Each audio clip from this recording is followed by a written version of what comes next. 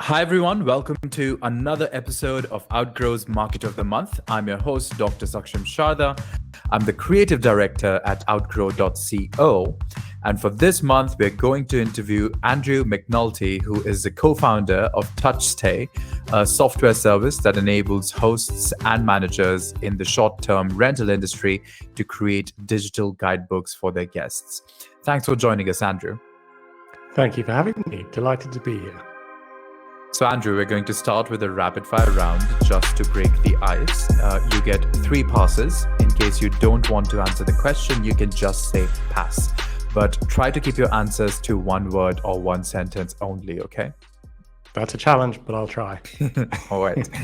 So the first one, how long does it take you to get ready in the mornings? Ooh, 5 minutes. Most embarrassing moment of your life? Probably running drunk over a Porsche.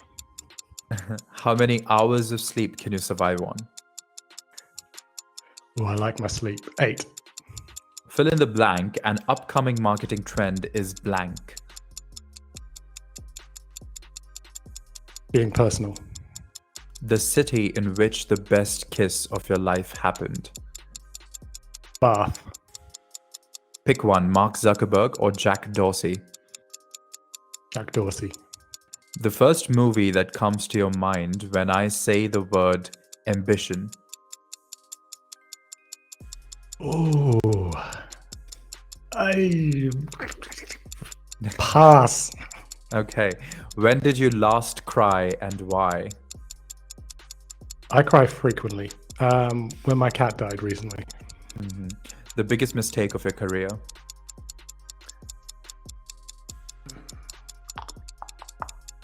Doing things too fast.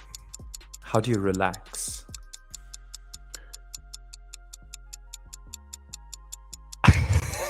I'm laughing because I don't relax that much. With family. Okay. How many cups of coffee do you drink per day? 1 maximum. A habit of yours that you hate?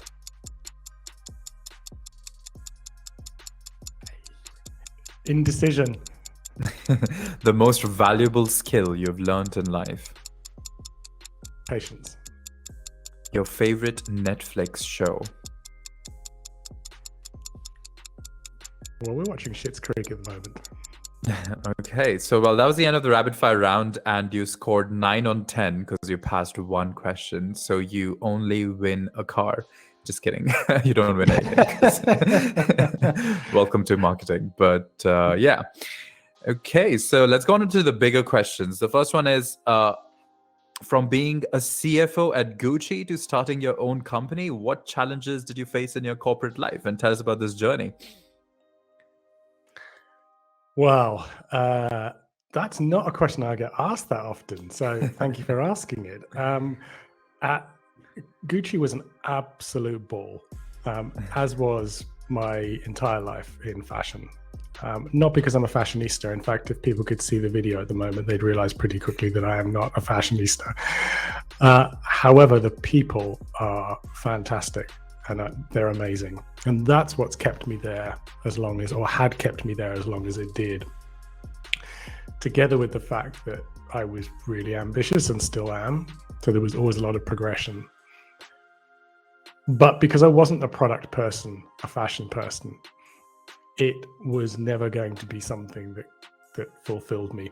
And I had always wanted to found my own business and start my own business, mainly because I don't generally like being told what to do. So I will listen and I'll take on board people's feedback and then ultimately make up my own mind. But I found that in corporate life, that was incredibly hard to maintain because you could see where you would do things differently. And that's ultimately what eventually pushed me to going to start my own business. Was that, where was I? I was like mid-30s at that point. And there's a point in your life where those kind of bigger decisions about going on to do what you really want to do have to happen. And mid-30s was a good moment. I'd reached a nice position in Gucci and in fashion generally, and I could take all of the skills that I'd learned, and that's not to be underestimated. The skills that I picked up there were huge for me now. And so I jumped ship and started my own business. Okay, but since we're at the topic, what do you think of the upcoming House of Gucci movie?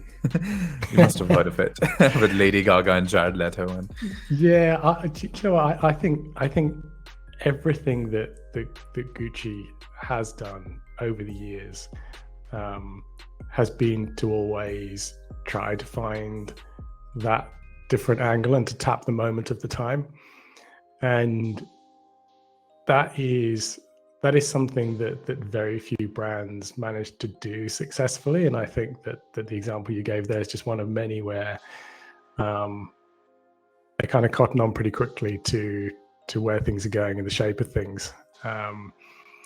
And I think it's brilliant. All the sort of things they do, and I think that's what you have to do in fashion. You have to, especially if you want to have mass appeal. Like there's fashion for true fashionistas, which is, very exclusive, very high end, very one-off pieces, and then you hit that point where you reach a certain audience, and you have to decide whether you stay true to that core, or whether you want to try and bring in some mass market to it. And Gucci have been really successful at doing that through the range of product they have and the merchandising they have to be able to bring in those accessible products. But in order to do that, you really need to shift away from marketing purely as this kind of exclusive, kind of almost untouchable, unattainable thing to something that is more democratic. And I think they do that really well. So how did the idea of Touchday first come up? Like when and where did you see the need for starting such a software service? Well, I've always traveled, as most people have, but I have always traveled and stayed in independent accommodation. So not your big brand hotels. Like my parents took me to places that you just kind of turned up and you rented this home for a week, and it didn't have the resort amenities that a hotel has, etc. But it was really an interesting form of accommodation to stay in.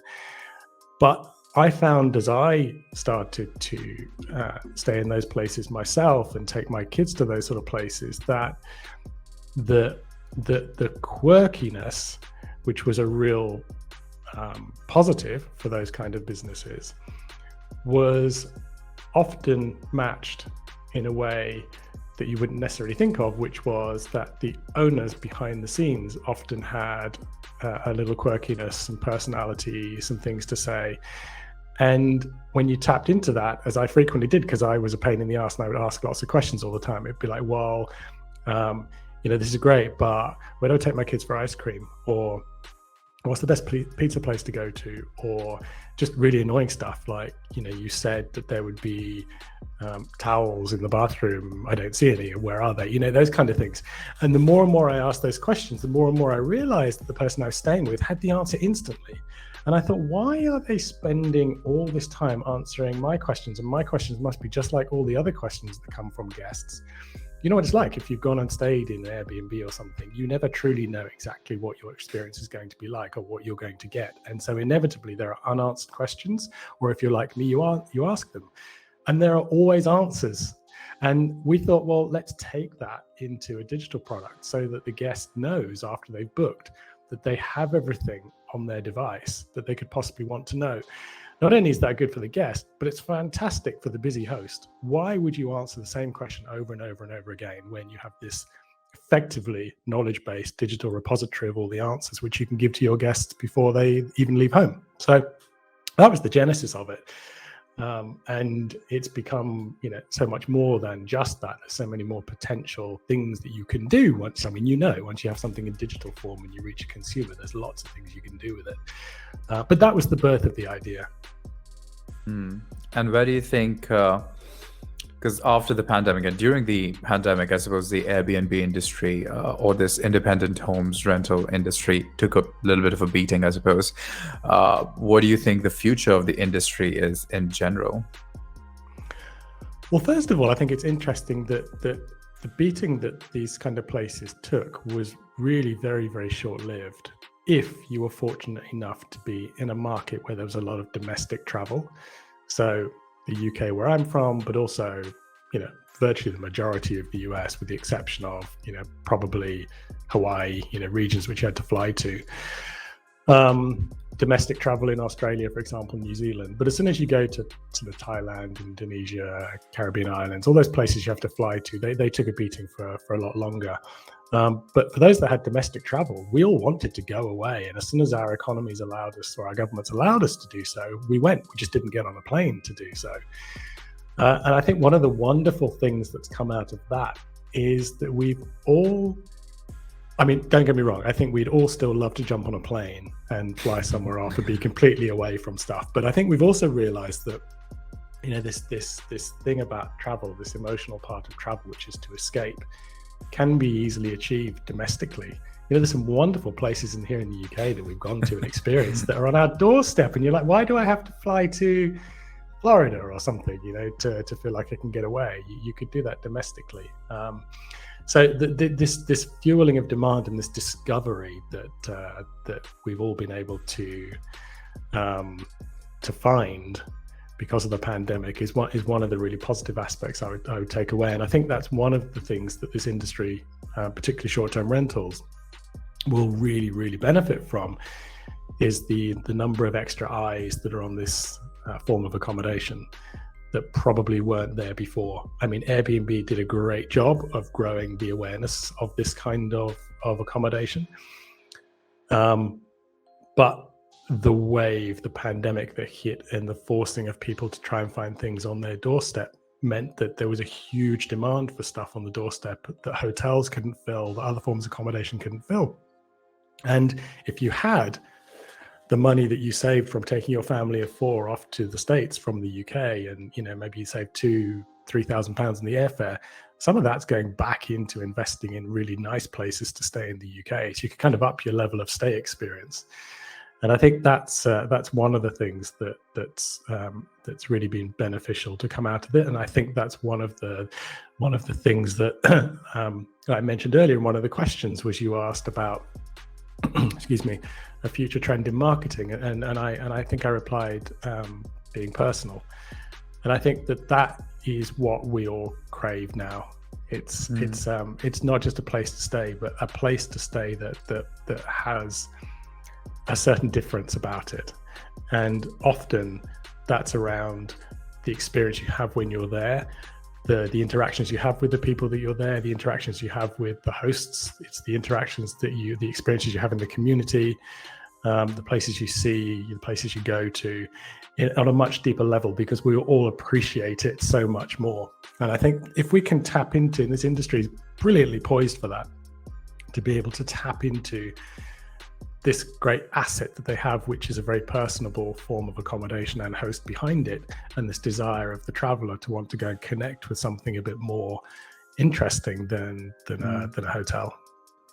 I think the point you make about quirkiness and personalization, or making it personal, is something that also, I think, Rory Sutherland from Ogilvy, he made the point that either you can have an experience where you go to a hotel and they give you a chip and you just check in and everything, or on the other hand, that's sellable, but on the other hand, there's the other experience where they give you this ancient key with which you open your door in this ancient way, or it's something unique about the place that you won't find anywhere else, and it's not following a pattern. So I completely associate with your point. And I also feel that there's going to be after the pandemic, a travel 2.0, where we get to really redefine the entire travel industry and kind of figure out, like you said, about finding great places in our own backyard instead of having to fly all the way, because that totally happened to me as well. There was so much to discover here in Germany itself. You don't really have to go outside. So yeah, I completely associate. But I was gonna say, tell us more about your digital guest books. How are you helping hotels reduce their carbon print? Because that's something else we noticed while we were doing research on you.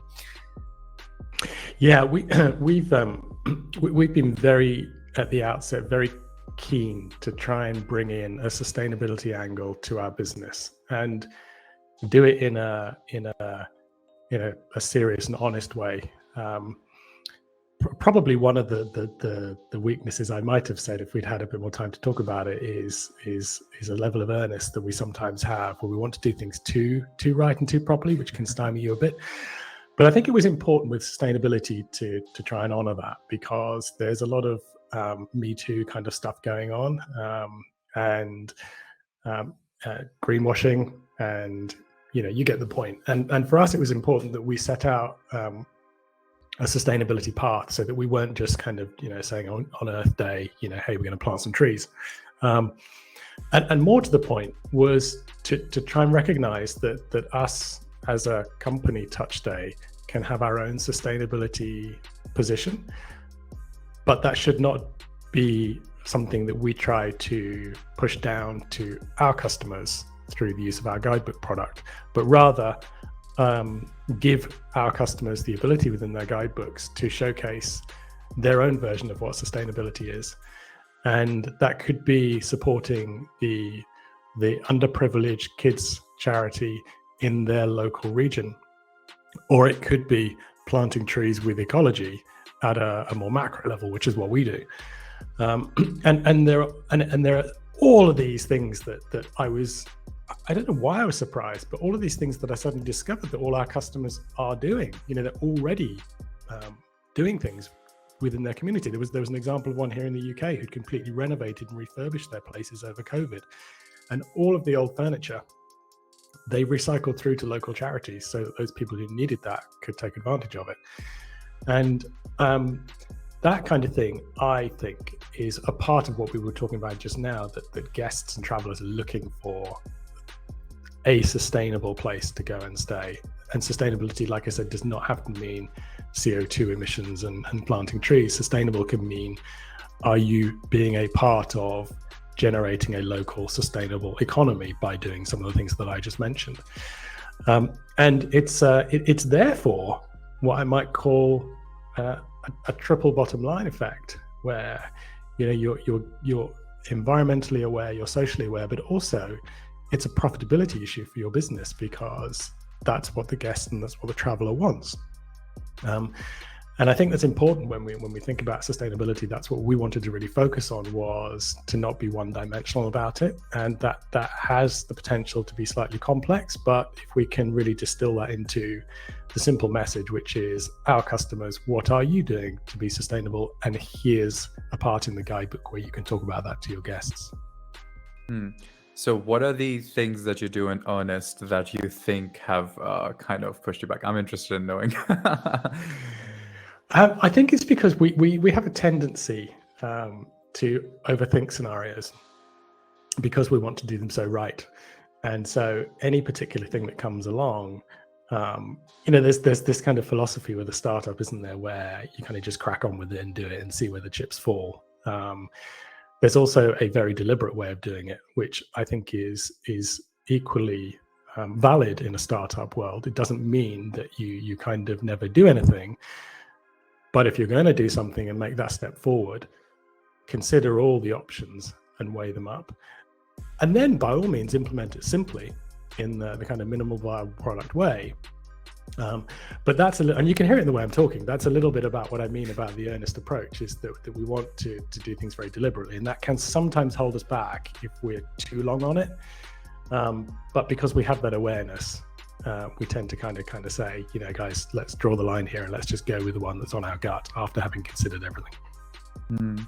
I think recently Airbnb announced that they're going to try to house as many as 20,000 Afghan refugees. Did you hear about that?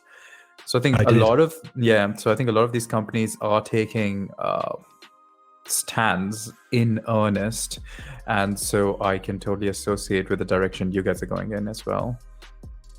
Yeah, it's really interesting that what they've done. But Airbnb have been good at that. They don't get me wrong. I don't believe in their entire model, and there are certain things that I think a lot of people would call out. But they are very aware of community. I mean, it's what drove their business. It's what got their business to where it was. And pre-pandemic, at the moment of pandemic, when they unilaterally took the decision to refund all of the guests, took the decision out of their hosts' hands about the policy of refunding or not, was both on the one hand brilliant from the guest point of view, well done Airbnb, but also awful from the host point of view. And so that's what I mean about the Airbnb have this difficult. But because they have a strong community, I think they've the Afghan example you gave, there's a brilliant one. But they've done that in many other scenarios, particularly during COVID and key workers and emergency workers. So hats off to that stance. And I it's difficult for all of us to do things like that, because this is part of the sustainability thing. Is you feel too small. Is it a government issue? Is it a regulation issue? That's kind of what people are going to default to. Like, I can't make a difference. But you can, in this very local community way. And Airbnb have the ability to do it on a much bigger scale, but very, very small operators have an ability to do it at a very micro level that has an impact on individuals in their society. And I think looked at that way, looked at it through that lens, you realize that there's an absolute way you can make a difference. It just doesn't have to be the thousands that Airbnb access, but one person, two person that you can influence is better than nothing at all. So in addition to Airbnb, what other platforms do you work with, or what other platforms are most used by your users? Our users tend to be quite democratic in the platforms they use, because historically not all business has come through a single channel. So they'll use Vrbo, which is an Expedia company. They will use Booking.com, TripAdvisor, some niche channels. So if they've got a particular niche, either in kind of demographic that they're targeting or particular experiences that they're offering, then there's tons of individual listing sites out there that speak to niches. But those big ones are the ones that I mentioned. And there's a growing proportion that do drive direct business to their own website, which I think is very interesting. Some of the larger players that have a big enough brand to be able to offer choice to travelers can market to consumers directly. And that doesn't mean kind of jumping on and competing with Airbnb on Google, but it certainly can be through repeat marketing, referral marketing, having strong, well-cultivated guest lists. And there are many successful examples in our business, some who are generating 80, 90% direct bookings and don't need the channels at all, which I think is very interesting. And speaking of marketing, how do you market yourself to these people? Like, how do you make your business spread? Is it word of mouth? Is it through a host telling another host, or how does it happen? We've been very lucky in that we are very, very strong on the word of mouth and referral. And that's mainly because our customers tend to belong to online forums, groups, in some cases very large ones, where we have the benefit of them talking about services like ours and mentioning our product. And as we've grown and as we've reached thousands of customers, you reach a point where when one person talks about you on a specific platform, there's lots of others that chime in and endorse that recommendation, and that has that kind of multiplier effect. So that's been very, very powerful for us. But we've also been really focused on our own content. So we've in the early days where we didn't have any money, and I'm sure a lot of your listeners will relate to this as well, where you say, well, let's go after page one of Google for our search terms, and for a lot of businesses that can be quite hard to achieve if you're in a fairly saturated market, well, as you know. But we weren't in the early days. Our kind of product was one of a handful, and so we were able to easily hit page one and be top of page one for a lot of the search terms. Now, don't get me wrong, we weren't getting hundreds of thousands of people searching for that, but we were getting enough to sustain us in those early days.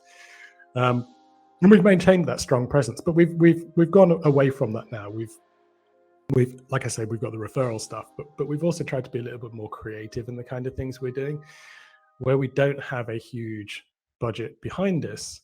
That creativity is really important, and the creativity is around the kind of content that we produce. So we started our own podcast a couple of months ago. We just completed season 1. Quite rough and ready, because you didn't necessarily have the right equipment. You didn't really necessarily know how to organize things. And actually, listening back to some of the podcasts you've done, it's wonderful to hear how you structure things and how there's a certain cadence in each one, which you take through to the next one. And it's that kind of consistency which we've learned. But the podcast is one to reach a slightly wider audience, and our podcast is all about guests. So we interview guests every time. So it's about the guest perspective, and typically we ask them to come with a story, good or bad, that then our listeners, who are hosts, can benefit from and learn from. So it's always with that guest mindset. So yeah, the podcast sustainability was, as we've said, a very important initiative for us, and that's helped us to, in the industry with some others, take a lead and try to get more in our community to adopt some sustainable practices, and of course that helps grow our business too. Case studies we've been very strong at, and I think that's a really, really important fundamental part of our business, and I'm sure lots of other businesses, is that ability to case study exactly why someone uses the product and exactly what benefits they've had, what value they've had from doing that. And that's one of the things that we always wanted to do, but could never do it so well because we didn't have the bandwidth, but also we didn't have enough customer traction to go out there and have this range of perspective, and now we do, so we've been doing that. So it's lots of micro moments, there isn't kind of this one sort of, aha, this has suddenly taken us from 0 to 100. And it's those micro moments that I think we've learned that the idea of micro moments is important to grasp and to latch onto, that there isn't this kind of one big that takes you from 0 to 100. It's these series of things you have to do and do them consistently well over time. And it's a little bit about going back to that thing I was talking about at the start, which is about being very deliberate about the way that you approach things, and not just kind of starting something and jumping into it and going, let's give this a whirl, this should be good, let's try it. Yes, by all means, but does it have like a place within your story? Do you see it becoming a longer term thing? And if yes, then yes, jump into it. And so that's what we've done. That's been successful for us. And do you have any strategy of how to handle the expected wanderlust that is going to come as soon as the borders open and whenever this goes away, and there's like a burst of tourism with a vengeance? Is there a strategy you have for that, or are you thinking about it, or what direction do you think it's going to go in? Yeah, we're thinking about that every day. And it's very interesting for us because we have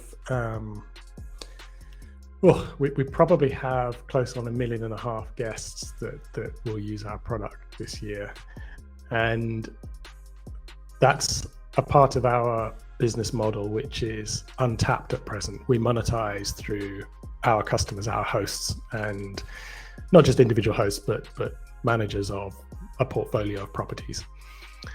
And the really interesting part is to look at the guest traffic that we have and the guest engagement we have, particularly to your point about when we all come back to traveling again, without limits and restrictions, which to be honest, I don't think will happen in the near future. This is going to be with us for a long time, this idea of having to test and potentially quarantine and new strains, etc. So I think that's a bit fanciful to think that it will open completely, but that therein lies the potential, I think, because people value that travel moment so much more than they did before. How can we leverage what we're doing to engage those guests in some other form of monetization for our product?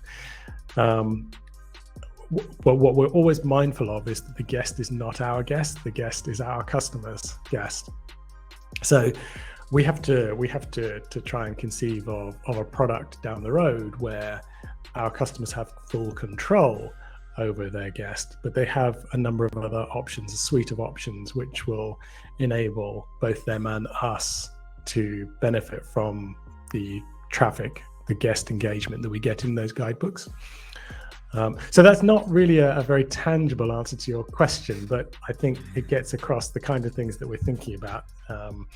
And I mean, I'm kind of interested to hear your view, if we may, about what you kind of look for in travel and accommodation these days, and what you think you might want going forward.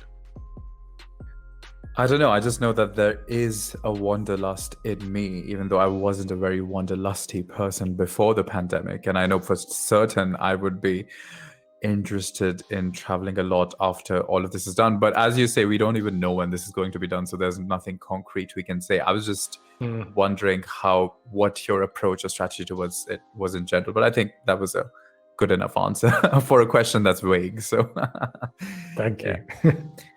So which way do you think is the best to generate feedback, particularly for the rental industry? Like, since this is something you're encountering a lot. Feedback, you mean how? Reviews or feedback, stuff like that for the rental industry in general. Like, yeah. Gotcha. Yeah. Most of us will be encouraged after we've traveled to leave the Airbnb review automatically. And I think that's fine. But I think there is a way for operators in our industry to try to gain feedback from travelers in their final stages of the stay. Whilst they're in good spirits, whilst they really understand whether they've had a good or a bad experience, and to leave the review at that moment. But I also think reviews can be simplified, because I think at the moment a lot of them will ask for quick star ratings and then leave your comments. But I think there could be a more of a guided way that's much more specific to that business. So much more tailored questions about the kind of place that they were staying. And that's one of the interesting parts of our product, is that we could facilitate that, on checkout, pinging the guest a message to leave a review, and have that review be really tailored to the specific place they're staying in, as opposed to being, kind of quite generic star ratings and an open blank field to leave your comments. And I think that the reviews are important, but they're just one aspect. I think one of the things that's really interesting about this industry is that because it is so quirky and it is so fragmented, that consistency of experience is non-standard. There's no star rating or anything like that for homes. And if those reviews can capture the real essence of what it was to stay at that place, and then somehow get a qualitative feedback, qualitative measure on that place, I think that's really interesting. We all look at reviews and we all read reviews. Of course we do. We look at the photos and we look at the price and the location, and then we might jump and see what social proof exists. And I think the more tailored that social proof can be, the better. So I think it's interesting. There's plenty of opportunity there. So the last question for you is, what would you be doing if not this? What would I be doing if not this? I would probably still be in fashion. Okay. Probably not loving it immensely. Probably not getting the same amount of satisfaction that I get out of this. But I will say, probably living a very comfortable life on a nice fat salary, which are the things that you give up. And trust me, there are moments, I wouldn't say quite daily, but certainly frequently, where you do reflect and you go, what could, the sliding door, what could my life have been? But I can hand on heart say that I might have been sitting on a much larger bank balance, but I would certainly not be enjoying my life as much. And how much does one need in life? I think that's one of the important things that I always try to reflect on is what is happiness in your life. And without getting too philosophical about it, I think that's really important to try and tap into. I mean, if money drives you, great.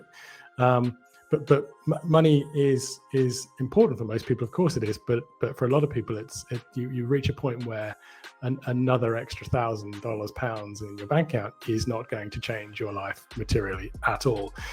And so run after the things that fuel you, that fire you, that get you out of bed every day. And that ends up, without being cliched about it, a much happier life. And so, I would probably be in fashion or some corporate life, living my life and having a nice fat balance. But I don't know how happy I'd be. Because I guess the pandemic also put a stop to that kind of thinking. So now we're kind of I don't know, in my case, of evaluating what makes us happy, because you figured out you can only just do domestic tourism and be equally happy as international tourism. So there's already like you really don't have so much to spend on, and that makes you reevaluate things. But in your case, you would have been sitting on a fat salary and attending the premiere of The House of Gucci with Lady Gaga and others. I don't know. Maybe that's where you would have been. But yeah, I know. Well, I used to go to some of the fashion shows as well. Not Gucci actually, but Alexander McQueen and Victoria Beckham, where I was at. And it's funny how people go, wow, you went to the shows, you went to the fashion shows. I'd be like, yeah, but do you realize that the shows are like 10 minutes long?